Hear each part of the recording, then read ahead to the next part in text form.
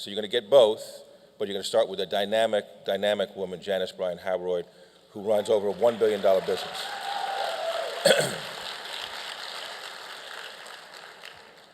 So, I was not supposed to be doing this portion, but I'm going to do it anyway. Let me introduce, actually, no, Caroline's going to introduce.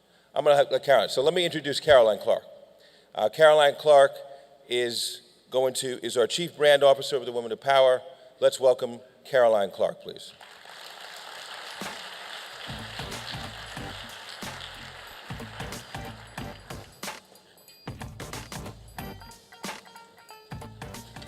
Good morning. How's everybody? Great, okay. You're great, you're about to get a whole lot better. First of all, let me just note that women are always ready. I know we get a bad rap for not being ready, but clearly we're always ready. So, thank you, ladies. We're gonna get started. Before we begin, and I know you're waiting with bated breath, so am I, because our first guest this morning is extraordinary and exceptional, absolutely. But before we begin, I would like to share one of our broadcasts with you, one of my favorites for obvious reasons, Women of Power Television. Please take a look.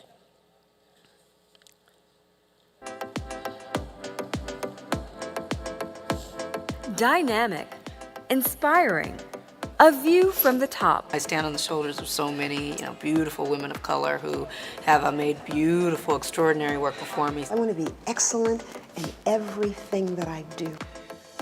It's the Women of Power Show, a half-hour series showcasing CEOs, entrepreneurs, and charismatic leaders from the corporate boardroom to the hills of Hollywood and everything in between.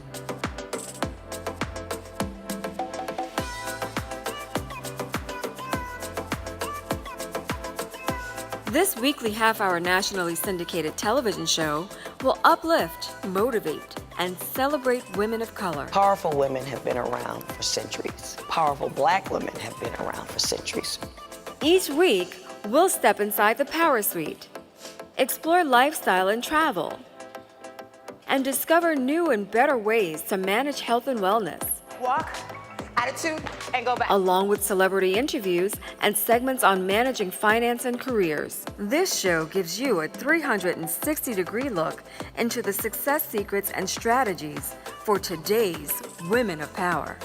I don't care what you choose, but whatever it is, you must give it your all. This life is yours, and it's yours alone. It's the Women of Power Show. Embrace your power. Your moment is now. Give it up. We'd really love for you to tune in, so please do check your local listings. And ladies, we invite all of you to join us in Las Vegas for our annual Women of Power Summit next February. Men, you're welcome to come too. Just know that you won't really feel all that much a part of things. Please look for details at blackenterprise.com on Women of Power Summit and all of our great events. Now, speaking of women of power, we are honored and blessed and delighted to have a legend and longtime Black enterprise friend share her amazing journey with us this morning. Janice Bryant Howroyd is an entrepreneur, business ambassador, author, educator, presidential appointee. As founder and CEO of the Act One Group, she is a global leader in providing customized, cutting-edge solutions in the human resources industry. This year, celebrating 40 years in business, give it up for 40. The Torrance, California-based Act One Group began as a single office in 1978. Famously, she will tell you, with a phone, a fax machine, and a whole lot of prayer, and now operates in 22 countries. She is founder of the second largest Black-owned company in the nation, and the only woman, yes, go right ahead and clap, And to date, she is the only woman to have received the A.G. Gaston Lifetime Achievement Award, which is the highest honor bestowed by Black Enterprise to an entrepreneur. Please give a warm welcome to Janice Bryant Howroyd.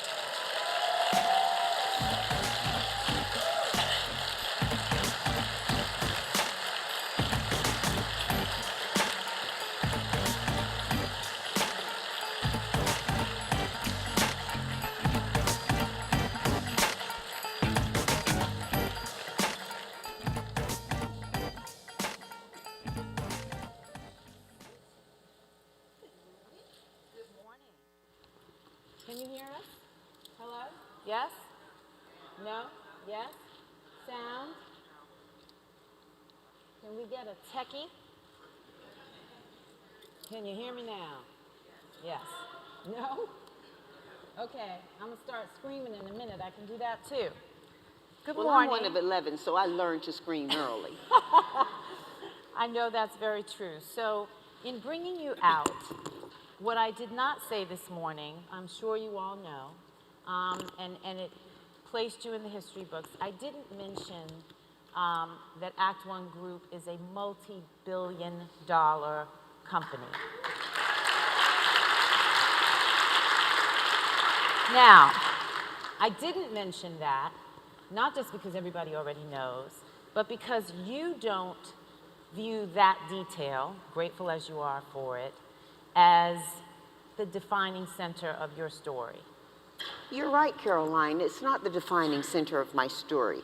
First, let me just thank you so much for welcoming me so beautifully with 48 years for Black Enterprise. And this is, how many years? 23 years of doing this?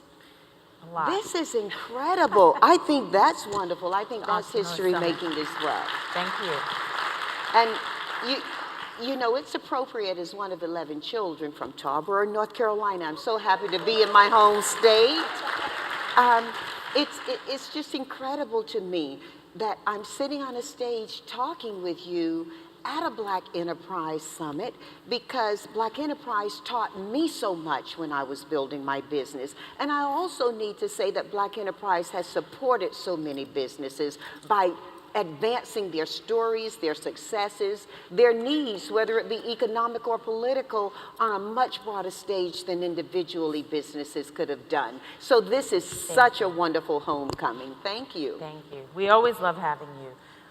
You know that. But your story, you know, is something that the billion-dollar thing, you know, the multi-billion-dollar thing has overshadowed decades of extraordinary work, of innovation, of determination beyond all odds. So talk to us about what you feel the defining characteristics of your story are beyond those big, blingy numbers. Well, you know, years ago, this is not a political statement, it's simply a conversation, yes? Years ago, when, am I using both of these? Is this better?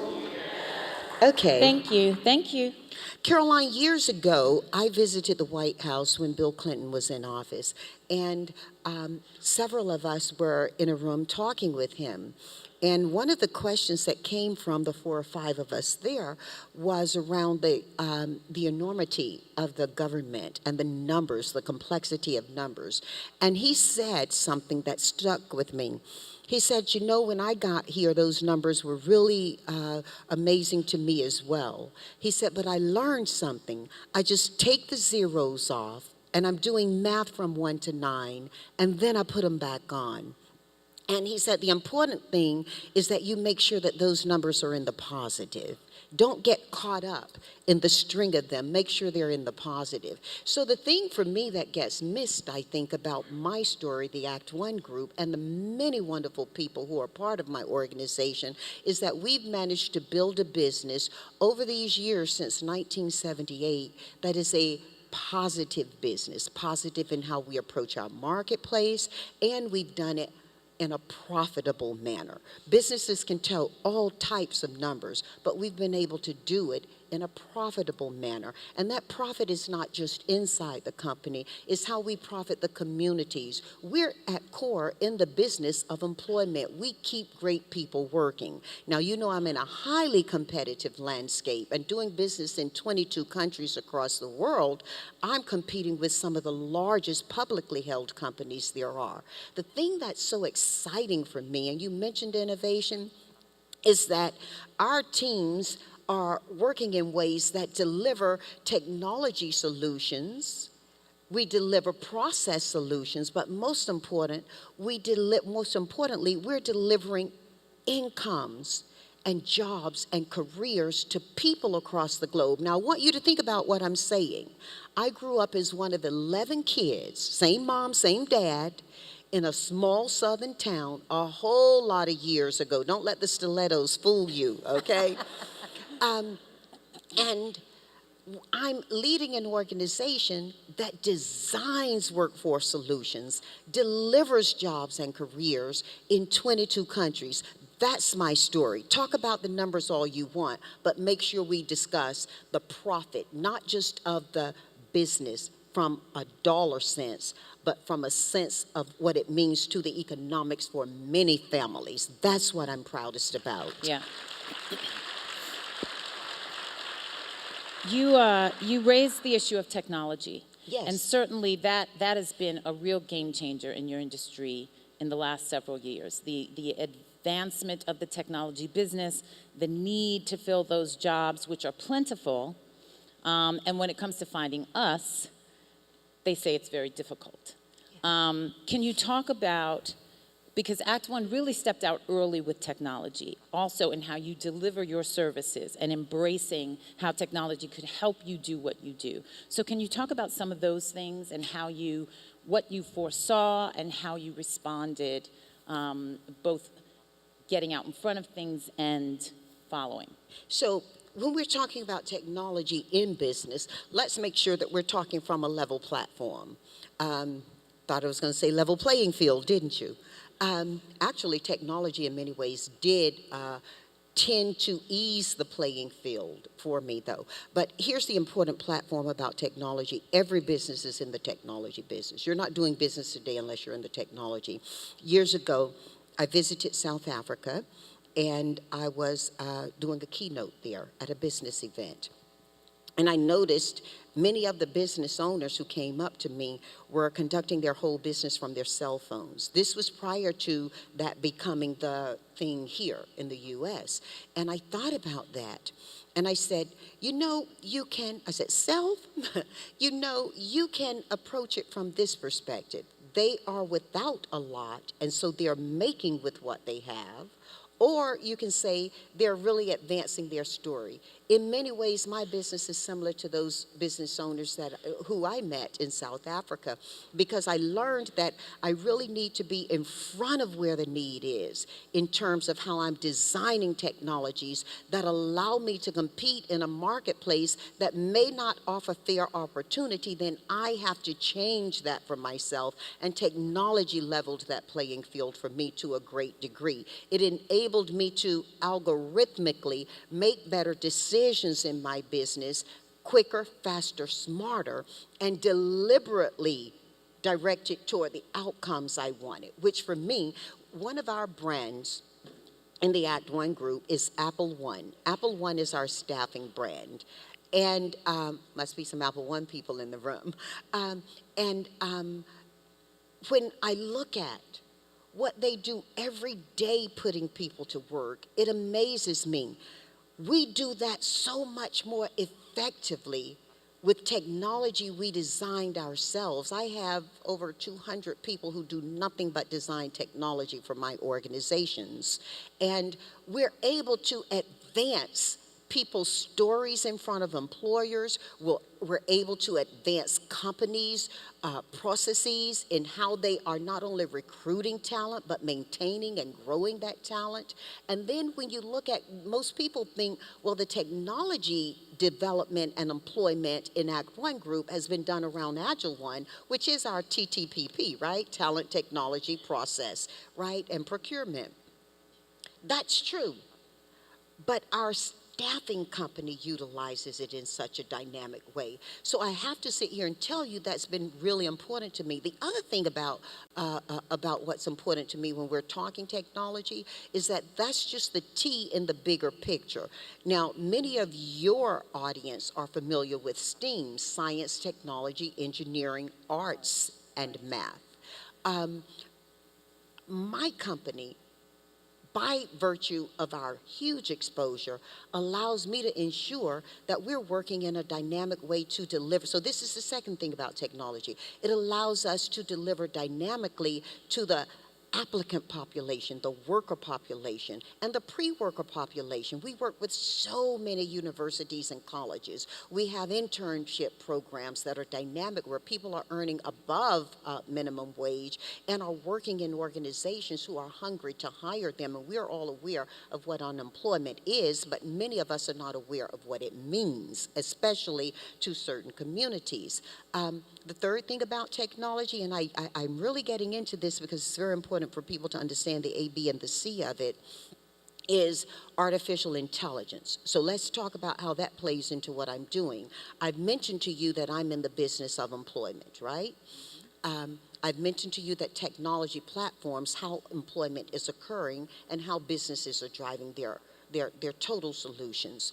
The other thing about it is that a couple of years ago, the last year I think that President Obama was in office, I was asked to come into Washington, D.C. through a Bloomberg research and work on the impact of work. Now, when we think about work, work has historically occurred from a pyramid shape where you have the majority of workers here supporting the workers here. That pyramid is pretty much egg-shaped on its head right now, and it's becoming more of a pyramid this way, where we're having this many workers support this many non-workers, people who are at retirement or out of work for whatever reason. And with the employ of artificial intelligence, many people are now concerned about not just will it take jobs away, but how do we keep the humanity in human resources? How are we now approaching it from a legal perspective of where it can occur?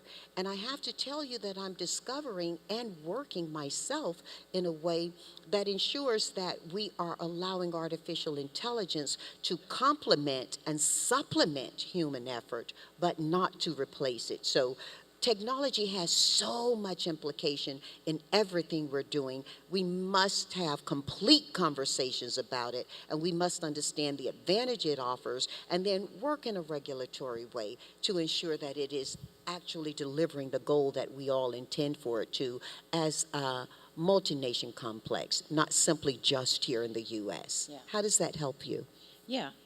You know, I think one of the questions is, what are your concerns as you look at today's entrepreneurs, many of whom are in the tech space, but many of whom are not, and our orientation toward technology? When you mentor so many entrepreneurs who are just starting out and who have been coming along for some time. I'm starting to sound old up here. No, Somebody but called me a legend the other day. I'm like, legends are dead unless they're John, you know?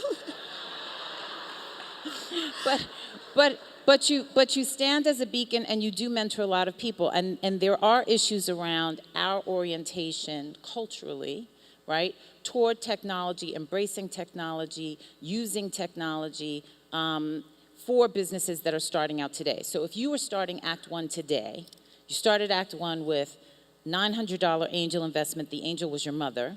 Absolutely, and she continues to be. I love you, Mommy. She's watching. They're streaming for her. And a fax machine, a phone, and your contacts. Mm-hmm. So if you were starting today with those things, how would you do things differently?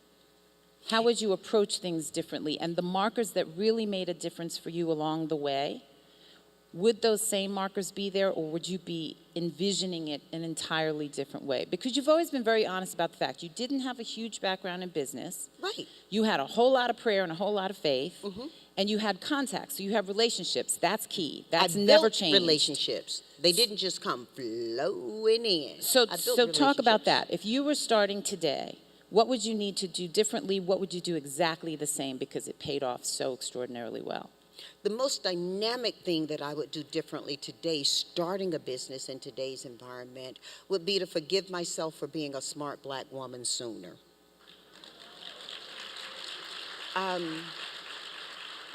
It's interesting you asked that question, Caroline. It's like you're in my head. I was just in my South Charlotte office yesterday, and I was sharing with an incredible Apple One team there. I was asked by them a similar question, the same question phrased differently. And the truth is that I learned early in life, I taught myself early in life that it hurt to be smart and black. I'm part of that integration society. I attended segregated schools in my hometown. Do any of you know about segregated schools? Are you going back that far with me? And my town was black and white. Black here, Panola Street divided us. My town actually was a plantation town, and in many ways still is. And I had the long trek to school. My brother Carlton, who's in this room somewhere now, and my other two brothers rotated picking me up from school because they wanted to, my dad said, we're not going to have her beat up getting an education. And it was just the worst year of my life was the year that I spent as the integration in a white school. Our solution was sending smart kids to white schools so white school wouldn't feel afraid that we, bring it down in any way. And so I got picked to go. And I went, and it was a horrible year for me in many ways that I don't need to deliberate here. But what happened for me is that told me, because we decided that we would send the smart kids over, it taught me that being smart and being black hurt. And it was punishing. Many years later, I was sitting in my tub, and our daughter, who is right and left brain gifted, came in to sit with me, as she would do many times when we had our best conversations. She was 12 and a half years old. We decided that she would go away to Massachusetts to school. She was going to be going to college. She'd not yet had a menstruation cycle yet. We had family there who would nurture her, and we thought, what a great decision. She had big bullet tears in her eyes, and she said, why are you sending me away? And I thought to myself, that's exactly how I felt in my community when I got sent to a school across town at risk I did not want to pioneer into. And I made the decision for my daughter that we would not allow what God intended as a gift to become a curse and send her away from us. We found a different solution to her education, and it worked brilliantly for us. For me in business, to do something different today, I would very quickly forgive myself for being smart, black, and female, and get on with it.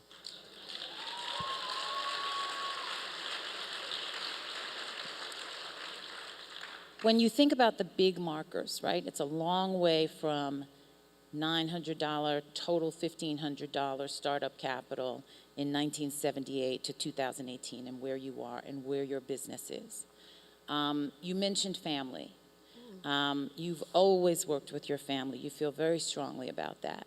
Can you talk about some of that? Because, I don't want to beat the legend thing to death, but one of the things that I think people always appreciate about you is that you always bring a sense of history with you. And at a time where we're always so future thinking, so forward thinking, racing ahead, to not be able to carry the lessons with us of the past cripples us, right? So can you talk about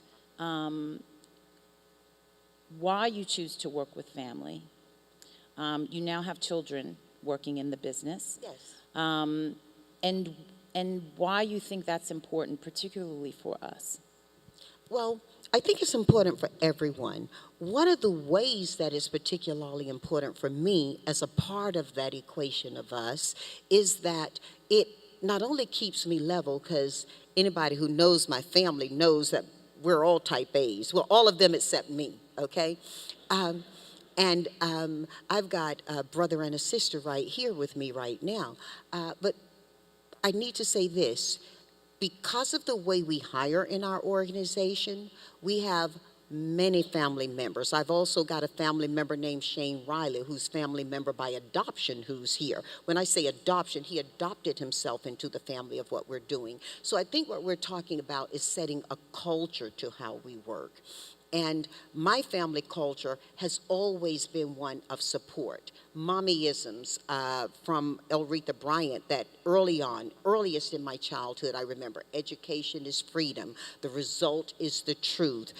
Dad telling us if you go to bed angry, it's your attitude, not your aptitude. These types of things are the thread that not only seamed a family together in a very dishonest and inequitable economy, it seamed us together in our purpose. We talked yesterday about reason and purpose. You can have a reason for doing something that parachutes you into a purpose for how you continue in life. And having family in business allows you to be very clear about the reasons and intentional about your purpose. Now, I mentioned to you that there are 11 of us that in my biological family. That means there are 10 siblings born to me. And yeah, a lot of them worked in the company. A lot of them are not in the company either, let me tell you that, okay? You know, you take care of folks the way you have to, right? Some are good on the journey and some you send it back home to. But the truth of it is, I have a very educated, talented, type A sibling population.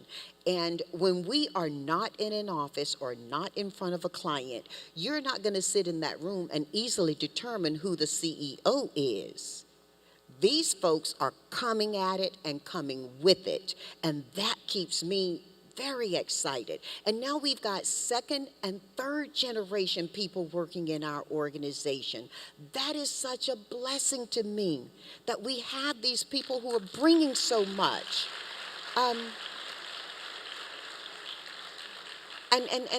And you and others have heard me say, oh, I'm the most magnificently mature millennial you'll ever meet, right?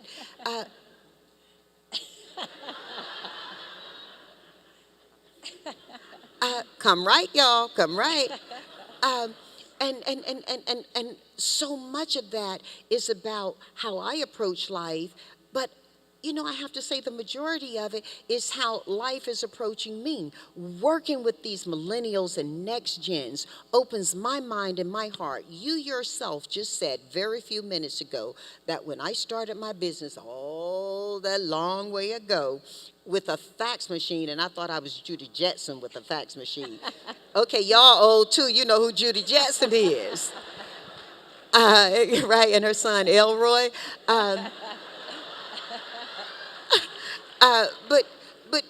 But I thought, wow, how could life get any better than this? I grew up with mimeograph, you know, and today I've got people sitting on the shores of beaches doing work in Southern California with team members in Germany and in Japan. This is incredible, right? And these are the things that not only young technology, but young minds are bringing us. You know, technology is kind of like, we're in North Carolina and we're in Charlotte, so some of y'all might know about NASCAR, right? Whether you like it or not, you know about it, right? And most people who are familiar with that will tell you that it's not the car, it's the driver. And the secret for me, which is no secret, truly, people just keep their eyes shut to that truth, is that in our equation, I mentioned TTPP very quickly to you. I said talent first, then technology, process, and procurement. That car or that horse, if you follow horse racing, whatever your machine of choice or your mobility of choice is, it's never going to be any better than the person driving it. And these young people in my organization are driving us. They're teaching us. They're guiding and leading us. And then they're appreciating what we can offer to them. You know, all they lack is the confidence They come into my organization with the knowledge. We provide them the experience. And we all know that knowledge married well to experience is what breeds confidence. So I'm excited. I'm excited about family, because family is keeping it all moving. You talked about purpose and reason. Can you talk about vision and goals? Because I've often heard you say, you envisioned success, but you certainly didn't envision everything that came, right? So how do you connect your sense of success and what you hoped for your company and saw for your company to what it all actually became and how it rolled out? How much of that fueled what has happened and continues to? I think the last time you and I talked together, Caroline, I was sharing with you that when I was growing up, that little girl in Tarboro, North Carolina, I didn't even know what human resources was by name. And my familiarity with work on the larger part was that the majority of the women who worked in my community were getting up very early in the morning, being picked up and delivered into people's homes to work, and then they found their own way home. They would walk home. Whoopi Goldberg actually made a movie, I think, called The Long Walk Home, I think so, of something like such, that. that described very, very similarly the situation with my experience with work. And the most professional people I saw were preachers and teachers in my community. And by the way, they remain some of the most professional people I know to this day. But having a picture of what my future could look like for me was not a veil to me. What I did have were parents who taught us so much and worked, and mom literally saved nickels and quarters to buy us books and print media, Jet Magazine, Ebony. Some of you may remember a periodical called Sepia. Those were what we were reading, and then thankfully Black Enterprise came along and gave me opportunities to envision what my future could be like. Mom and dad, church, and those 3 F's, family, faith, and fortune, gave me what I needed to envision what a future could look like. It was the application of work that entailed discipline, continuous learning, and an appreciation that discipline is not a dirty word, were what turned vision into accomplishment. Do you get what I'm saying? Yeah. And dreaming is not goaling. Dreaming is important, but dreaming is not goaling. Dreaming feels good. Goaling actually achieves the result for you, and that's the big distinction. Staffing and human resources can be one of the most challenging parts of any business, right? As you grow a business, as you have to hire people, as you have to find talent that's really going to suit the needs you have, and then develop them and have the responsibility for them. What do you want to say to this audience as they go about building their companies, scaling their companies, finding talent, sourcing it, developing it? What are the most important things you think they need to know about how to go about that process, what to look for in talent, and how to manage that responsibility, that extraordinary responsibility for people's livelihoods? So when business owners are coming to Apple One, which they are, yes, coming to Apple One to find your employees, to allow us to escort you through that process, we can deliver them to your door. It's up to you now to understand that you're not the most important employee in your organization. Very often when we're building small businesses, we get this hero. We go from zero to hero in a minute, right? I got my business license. Now that zero yesterday is a hero today. That can lend itself to believing that you're the most important person in that organization. You are never the most important person in that organization.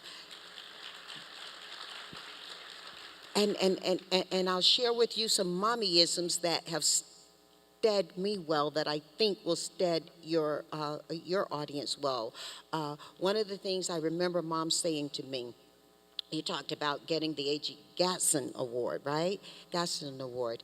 I remember the first award I ever got for business, and I called my mom so excited about it.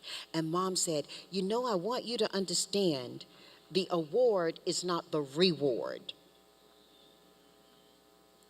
And she said, every single one, and at that time I had 22 employees. I didn't think life could get any better. Now I have over 2,000 employees. And I remember Mom said, the award is not the reward. Every one of those 22 who will celebrate you getting that award are a part of how you earned that. And I want you to remember that all your life. Well, that's very similar to how we were raised as a family. Remember I said to you, Dad would tell us, if you're in disarrangement at night, we could argue all day. He loved a good fight, right? He believed that it was exercise for your most important muscle, your brain. And he'd say, you know, if you can't solve it, it's your attitude, not your aptitude. That's exactly what Mom was giving me back about my business. Your attitude can't put you in front of your employees because you need to be hiring people smarter than you are about each thing they're doing. You know, and when we find CEOs getting into difficulty, as your question is about CEOs, we see that today. Whether they're having difficulty in how they are treating women employees or any employees, and harassment is gender neutral. It's not just men, you know, and hidden women. And when we see all of these things occurring, somebody didn't get that lesson from a good mom. You know, they have all the genius in the world to lead their business. They don't bring the right attitude to it. And it puts them in trouble, it puts their business at risk, and it puts many, many employees in very bad situations that end up being jobs and not careers. We're going to go to questions. I just want to ask you before we do, Kate Spade's passing this week. Has started a big conversation. And about, Anthony Bourdain this morning in Paris. Yes. Oh, I did love me some Anthony Bourdain as I traveled country to country. Very often that was the only thing I heard in English. Yes. But it's well, that's a compliment to him, but it's also an insult to our education system. True.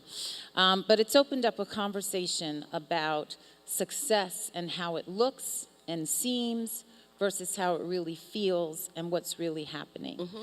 And you always show up, you know, there's this article called, the headline is something like, From Beyonce to Janice Bryant Howroyd, like 10 women who changing business, right? And like Beyonce, you always show up flawless, you always have gems to drop, you always seem so strong. You're talking about these gems are the gems of word. All of them, all the gems. But you know, but I know that you have moved through a lot of searing stuff, and your company has continued to grow. Stuff matters, but it's not everything. But how do you get through those times? Every entrepreneur, every human being goes through those times. How do you get through those times and not end up losing everything? One of the things I have said from day one, and anybody who knows anything about me has heard me say this: never compromise who you are personally to become who you wish to be professionally. That's not saying, oh, I got to bring it all to work. Leave some home, okay? But don't compromise at core who you are to become who you think you want to be seen as. You know, that's really important. You asked me the question about family. I answered you, I have biological family and I have family by adoption in my business. Never do you see me travel alone. You talk about how I show up, talk about who I show up with. I'm showing up with a brother or a sister or an employee who really cares about the mission we're on. And when I walk out here, I'm walking out here on the STEAM, science, technology, engineering, and math, of so many talented people in my organization. Yeah, days can get rough. I mean, we dress up and, you know, we flat iron and we do all that stuff. But at the beginning of the day. People talk about at the end of the day what matters.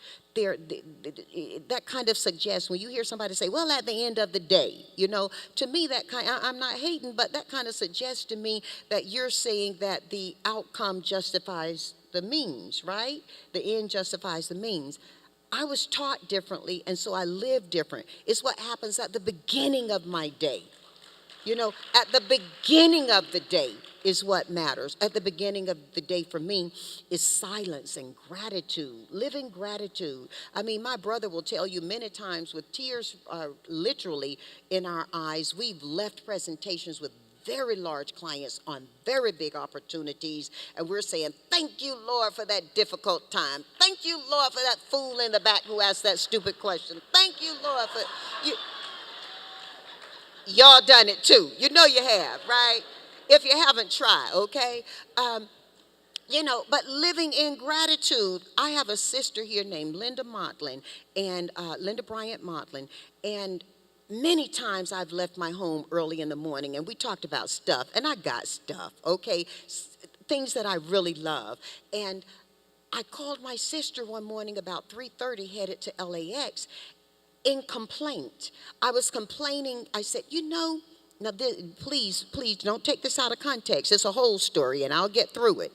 I said, I call her fondly Zest. I said, Zest, girl, here I am. I got to fly cross country, and I'm leaving everybody sleep in my house, and I want to be home. I want to be polishing my silver. I want to be cleaning my crystal. I want to be home to enjoy the stuff I've bought. She told me, Jan Howroyd, you better, whenever she's serious, I get the whole name. Jan Howroyd, you better come correct now, girl. You see how you sound? You saying you want to be home cleaning up instead of going out doing what you're doing. And I said, but I got all my stuff. I really love it. I want to enjoy it. She said, I can point to 2 people on my street right now who would love to have somewhere to get up to go this morning. And you're complaining about being driven to the airport to take a first-class flight somewhere.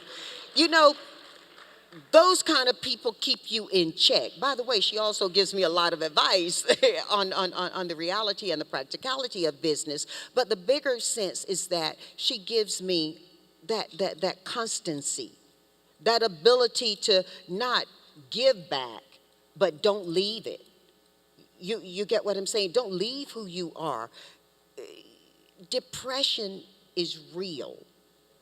We have to acknowledge that. What we can do best is first ask people how they're feeling, understand where they're coming from, and be an agent to their journey. We also need to do that with ourselves a little bit as well. We put that dress up on, and we go out there and we start to confuse what we're doing with who we are. You get what I'm saying? And God and mommy and daddy blessed me with family who helped me. People use me as the name when they talk about the success of my business. My mom was asked recently by a journalist, aren't you so proud of Janice? My mother said, and she's a very soft-spoken Southern woman, she said, I'm proud of all of my children. They're all successful. They're happy. They're healthy. They're contributing. They vote. That matters to mom a lot, right? They vote. And I have to tell you, mom described what success looked like. She also described one of the best formulas for ensuring that we can take care of each other, to do those things. So that matters. That matters. We have one question. Can you hear her? I'm not sure if you can. There you go. Good morning. My name is Yolanda Bynum, and I heard you say something earlier. I'm from Pine Tops, North Carolina, which is 10 minutes from I heard you Tarboro. say, Yolanda, can you put it close? Sure. I know it feels weird, but do it. Okay. I am from Pine Tops, North Carolina, and I heard you say something earlier, which is 10 minutes from Tarboro, of course. You said you understood that you could bring some family with you and that you would send things home. So was that a process, or was that a decision for you, or just an immediate, I know who I can bring and I know who I can send things to? Because a lot of us in entrepreneurship, we have this obligation we feel there's an obligation to take care of everyone else and everything, including the towns that you're from, if it's as small as ours. So how did you get to that point? Was it an immediate decision, or was it a process over time? When you get on an airplane, they prepare you for takeoff, before takeoff. And one of the things they instruct you to do is what if that airbag drops? What do they tell you to do? Put yours on first.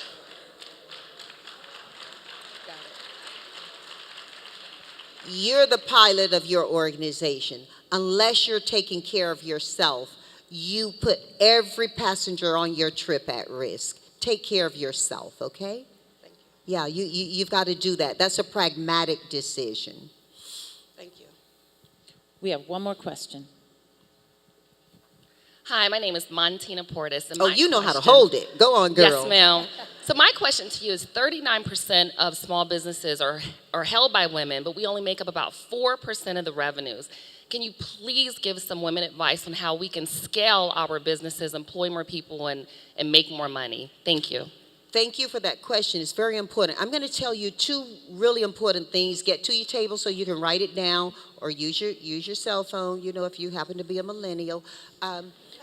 First, or next gen millennials, or, you know, people talk about millennials. I'm going to tell y'all something really quickly while she takes her seat. Millennial ain't nothing new. People been transferring from 19 to 35 for years.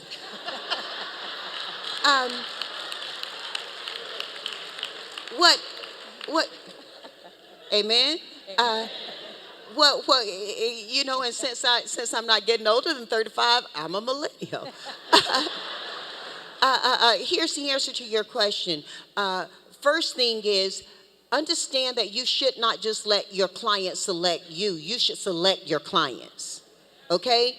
I just talked about this. Wells Fargo gave me the gift of talking with their supplier diversity community day before yesterday, and they are doing some wonderful things. And one of the things they do with us, because they are a client to us, is they encourage, not just allow, us to work through post-decision with them, making sure we're understanding what's coming next. You know, when you sign a contract, with no matter how simple or complicated, some of our contracts are over 400 pages long, some of them are one page, and they basically are agreements.